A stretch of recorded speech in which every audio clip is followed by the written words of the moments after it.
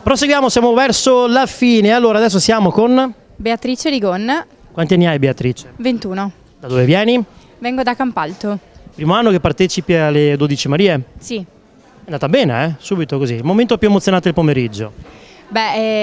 Sicuramente durante l'attesa, quando non sapevo se comunque mi avrebbero eletta o no, quando hanno chiamato il mio numero è stato veramente bello, emozionante. È tanto che volevi partecipare o ti è venuto quest'anno un po' la pazzia?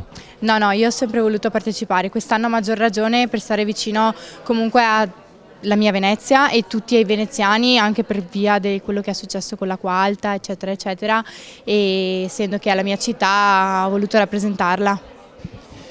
Bene, adesso ti aspetterà un periodo bello tosto, pieno di emozioni, ma bello tosto. Siamo pronti? Prontissimi, Non vediamo l'ora. assolutamente. Anche tu non soffri mica i vertigini, vero?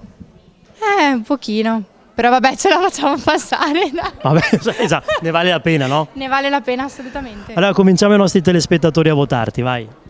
Votatemi perché io amo Venezia con tutto il mio cuore e credo che per me sarebbe l'onore più grande della mia vita poterla rappresentare in tutto e per tutto.